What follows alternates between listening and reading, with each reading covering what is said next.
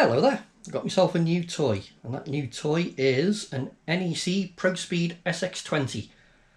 So it's a 386 laptop computer, unused in box, sold to me as non-working, so the guy who had it previous to me said he tried to power it up and he was getting nothing out of it, so I got it cheaply. Yeah, let's dig into it. Right, so what have we got? Let's have a look at box of goodies. No, two hands, bear with me. Right, first out of the box. Box of goodies. Oh yeah, so it's like a DC power cable. Mains power lead.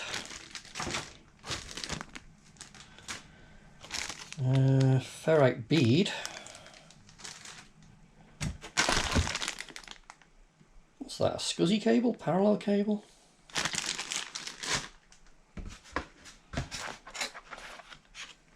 Oh, software. Fantastic. Still sealed.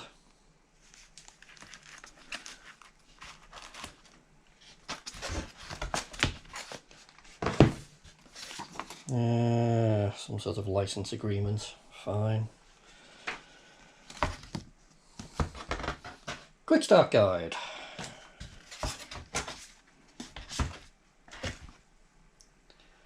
MS-DOS user guide.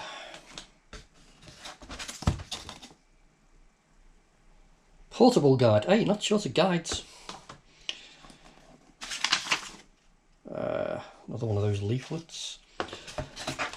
And a comprehensive user manual, which is actually called Comprehensive User Manual. Okay. That would be the battery pack, which I'm sure is long dead.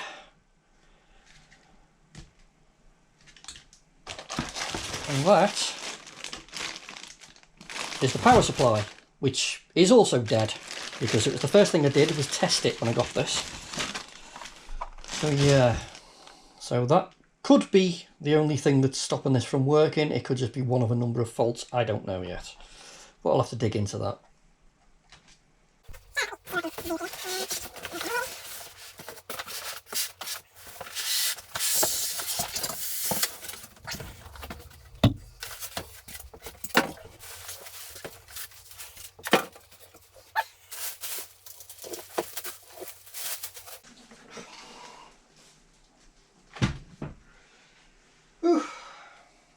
Take a bit of a closer look.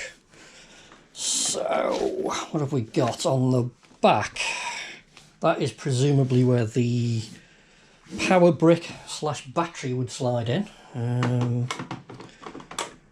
I assume, yeah, okay.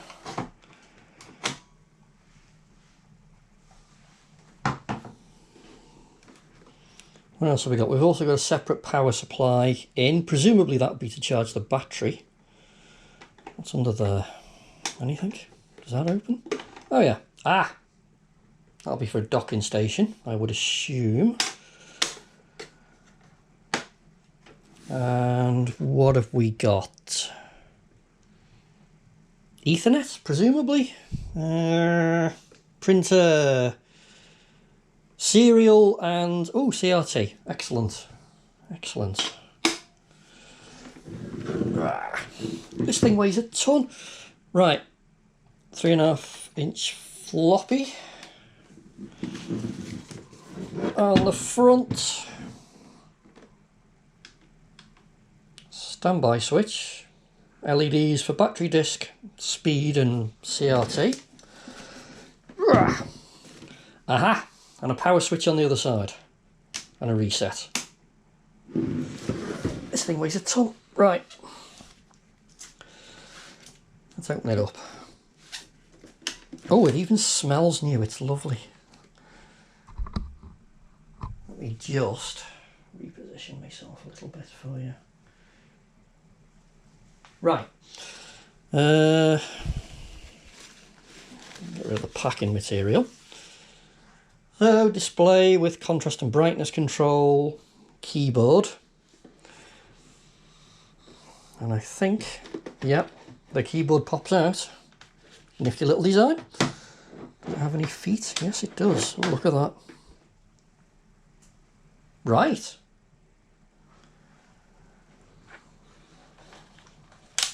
Oh, there's another tray under there. What's that? Oh. Oh, what is that? Carry handle. And space for a hard drive, but no hard drive. That's a bit disappointing. That's very disappointing. Okay.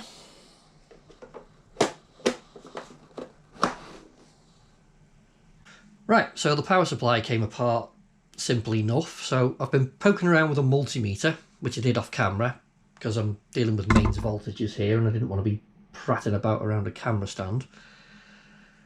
I can't find a schematic for it. I can't find any reference to it anywhere. So I'm kind of guessing. I've tested resistances on the coils. They seem fine. There's power flowing in and out of the switching transistor. The fuse is good. This down here, it looks like the low voltage part of the circuit. It isn't. Looks like a low voltage microchip. It isn't. It's an optical switch. When I measured it, there's over 100 volts going across that. So you've got your in and your out for your main voltage, and then you've got an optical LED switch, and it's all located in the same dip package.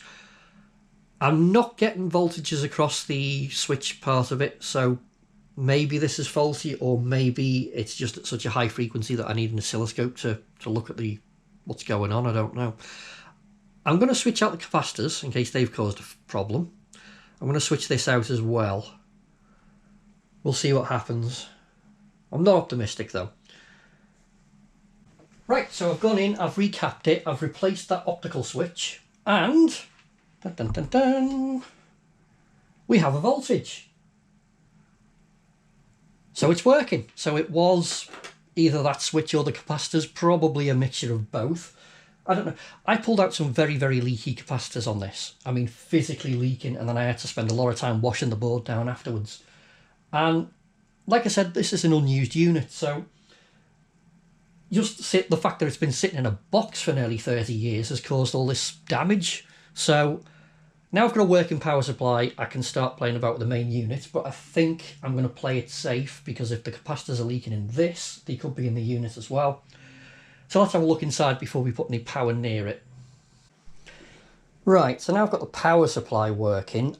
I mean, I could just put power to it and see if it works. I think that would be a bad idea, because this had some really rotten capacitors in it, and this will have been stored in exactly the same way and could have exactly the same problems. So I think I'll play it safe and I'll have a look inside first and make sure everything looks okay.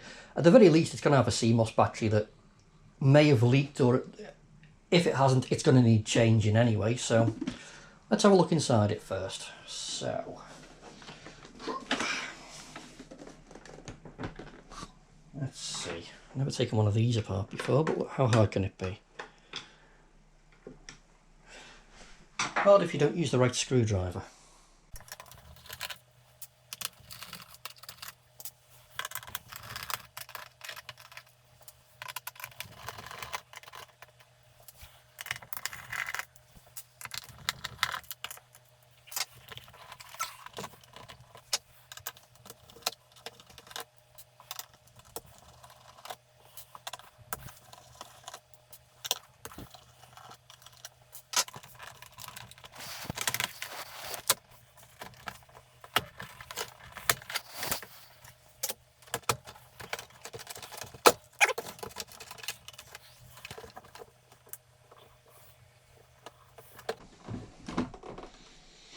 Okay, bear with me. There's a couple of really tight connectors at the back.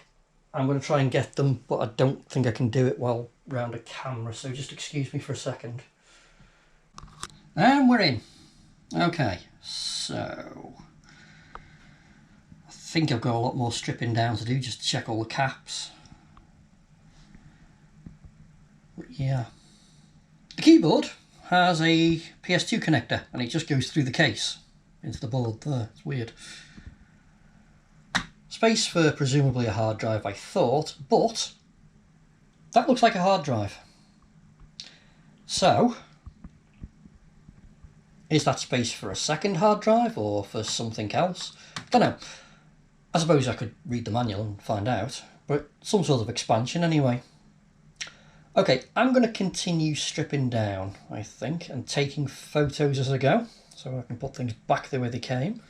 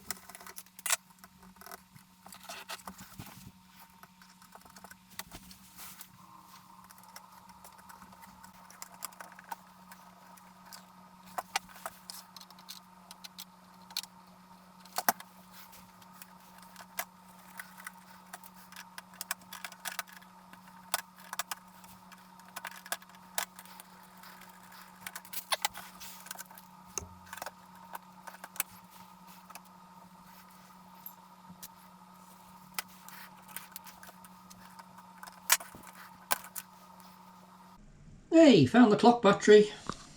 Okay, I know this is a bit silly before I even try it, but I wouldn't mind just checking the voltage on that battery. Bear in mind this thing's probably 30 years old and has never been charged from the, well, maybe once from the factory. Oh. Okay. 0.18 of a volt, which is something. I mean, it means the cells probably haven't collapsed, so it might hold a charge when it's powered on, I don't know. There's no signs of any leaks. We'll see. I think next I'm going to pull this disk drive out and just have a look at the condition of the belt. That may have perished. While I've got it dismantled, I might as well change it.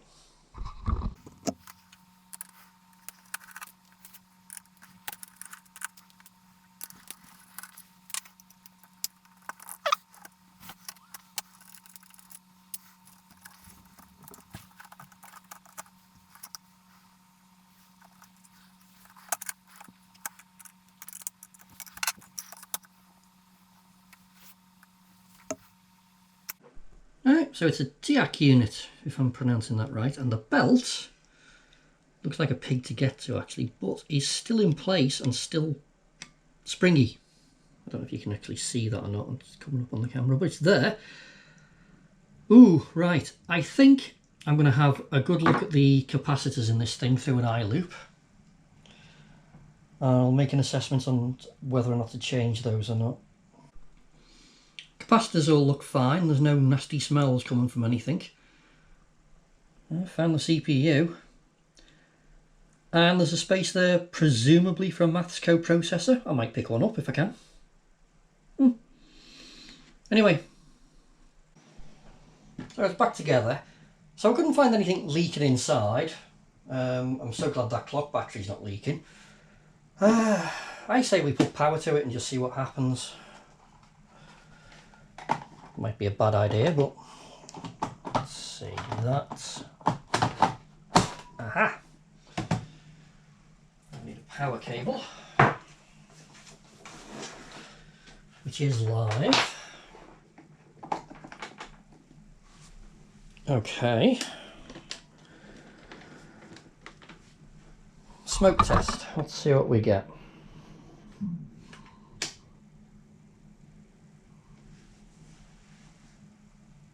Nothing.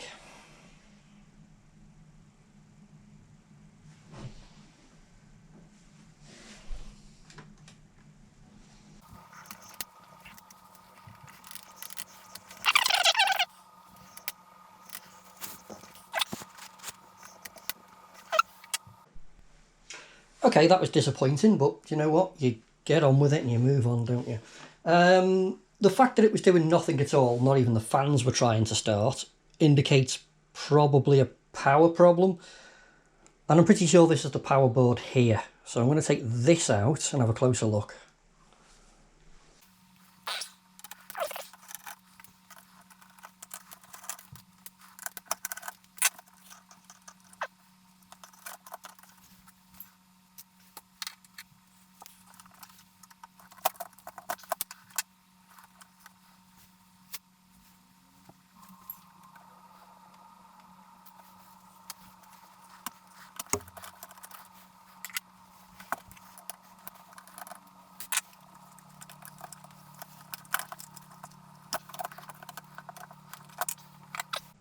Alright, what have we got?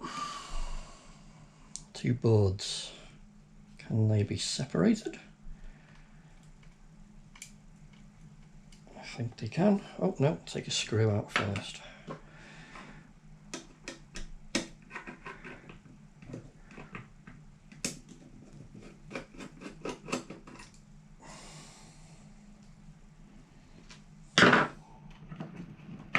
There we go. Right. Voltage regulators.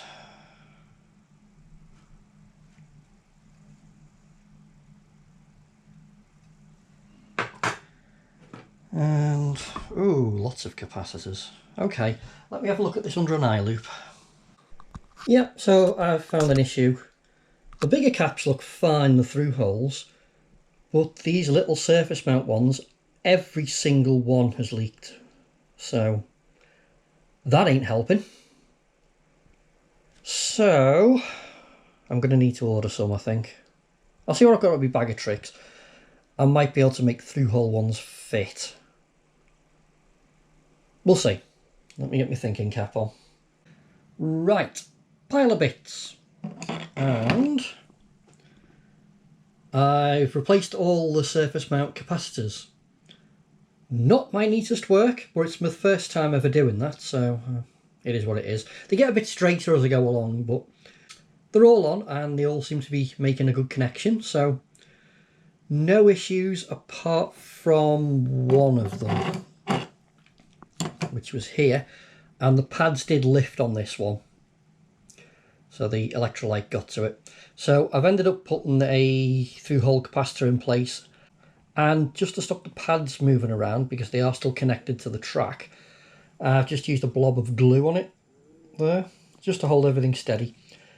So, still got to do the through holes, so I'll get cracking on that now. And my pile of capacitors gets bigger.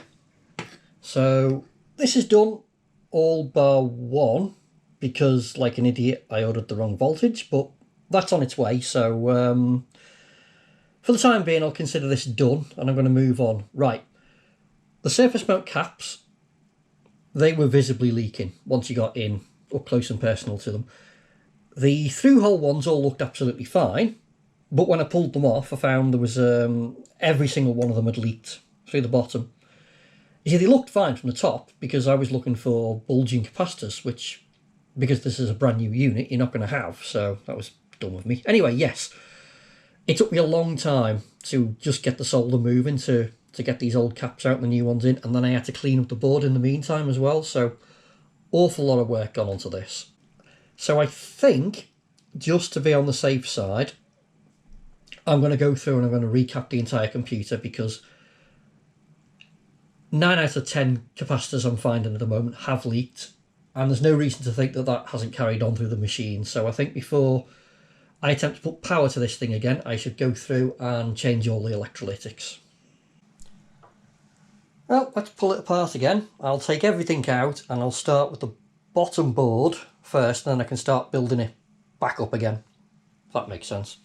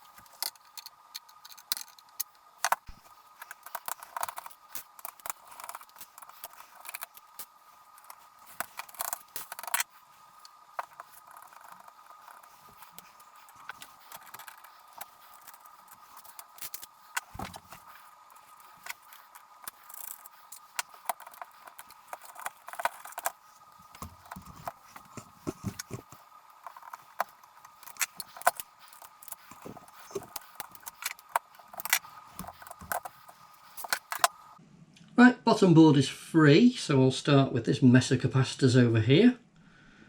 I think, are there any more? Yeah, there's one by the battery. Okay, I'll fire up the desoldering station. Right, so they're all changed, and I've put it back in the case because the fewer bits I've got floating around the better. I've used the same capacitance, I've used the same voltage, but physically these caps are a lot bigger, so they look a bit scruffy in places, but I really don't care as long as they work. Now, with the power supply and the power board, the caps that came off were an absolute mess and they'd visibly failed. These look fine. Doesn't mean they are fine, they just look fine. So what I'm going to do is, I've got another board here, the top board with the processor on it. I'm going to try it. I'm just going to try it without changing these and see what results we get. And if I need to change them, yeah, I'll do it. But it might work, so let's try this first. Right, we're loosely back together, so let's try this again, shall we? Let's see if it coughs into life this time. Power bricking. So that's off, and it is power. Okay, test number 2. Find the switch. Oh, we've got a fan. We've got a screen.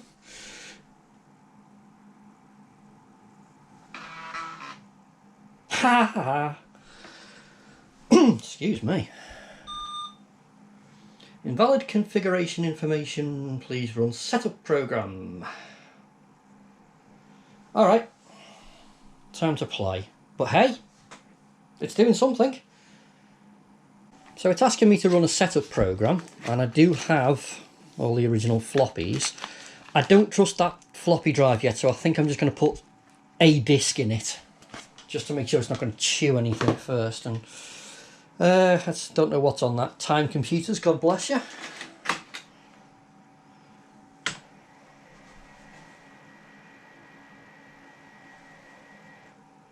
Non-system disk or disk error.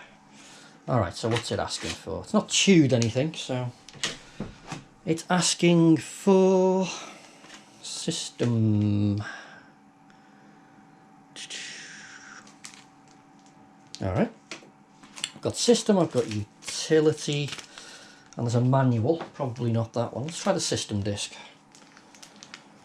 Carefully read the license agreements before breaking the seal. Okay, let's just assume I've done that. I'm getting somewhere, I think. I just have to dig out some spare floppy disks. So I've got the system disk, which I think has DOS4 on it, but I need to make a copy of it. So I've managed to find, hopefully this works, I've just formatted it. Let's see what we can do.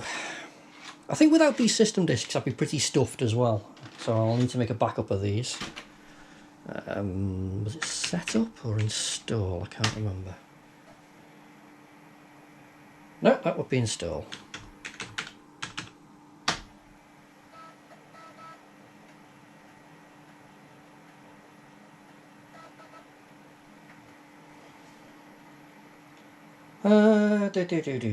One blank disk, yep. MS-DOS version 4 system disk is in the drive. Utility disk is over here. Manual disk is still in its wrapping. Okay. Yep. Copy all. Let's do a manual install.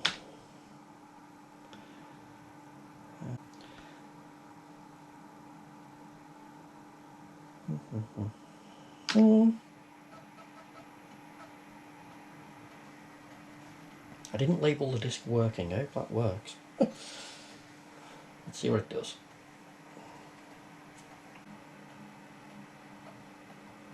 Formatting what disk?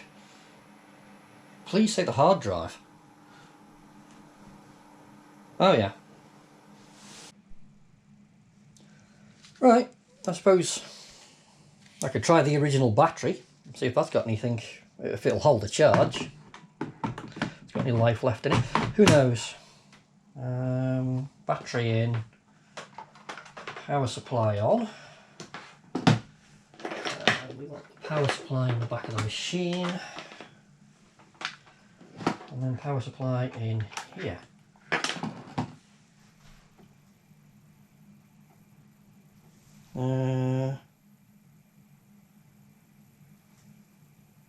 Yeah, okay, so I've got a blinking light showing me it's trying to charge. I wonder if that will hold the charge after all this time.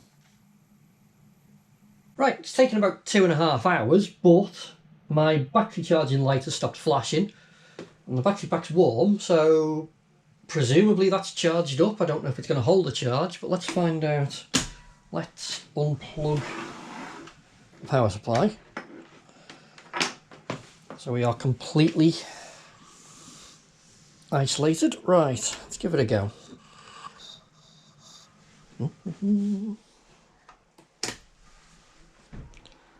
Yep. Excellent, that is running off the battery.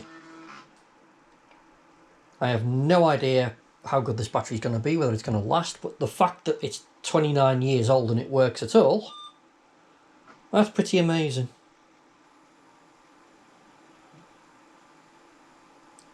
Yeah, and we're straight in. Wonderful. Okay. While I was waiting for that to charge, because I sat here and watched it like a hawk, well, I mean, I wasn't just sitting here staring at that, I was doing other things as well, but yeah, I didn't want to leave it on its own while it was charging.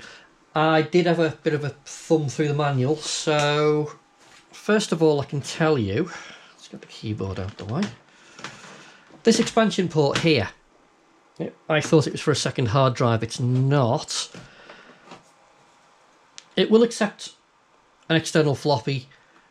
It's designed for a modem expansion and or a memory expansion, both of which are specific to this model of computer, so the chances of me getting either one are pretty much zero. So yeah, it does have a colour graphics card, but the monitor is only black and white, so it does have an external VGA socket, so there's that. How did the manual describe it? Bear with me. The built-in screen of the ProSpeed SX20 is a monochrome liquid crystal display. It incorporates super twisted pneumatic and cold cathode fluorescent tube backlighting technologies. So there you go. Just a posh way of saying black and white, I think. Yeah. Anyway, so now that I've got this up and running, I don't exactly know what I'm going to do with it. I only really bought it because it was advertised as brand new for £50, and I thought, right, I'll have that. It's probably cost me that again in parts, and it's taken me the best part of a month to actually get it back into a working condition. I mean, if you sat down and really worked at it, you could probably do it in a week, but I've just been doing it as and when I've had a bit of spare time. Yeah, so it seems to be running really well off the battery, and there is a date code on the power supply of the 44th week of 1990. So if that dates the whole machine, then that battery's 29 years old, and it's a NICAD battery, so the fact that it works at all is really impressive. Yeah. Anyway, I don't know what the future holds for me with this machine. I don't know what I'm going to do with it next, but having spent all that time working on it, I don't want to just throw it back in the box. So I'm going to have a think about what I'm going to do with it. But in the meantime, I'm just glad to have this fully working example. From what I can tell, they're quite a rare machine, and given the capacitor problems, I'm really not surprised. Also, when I was installing the software, I found the hard drive wouldn't spool up until you used the specific NEC drivers.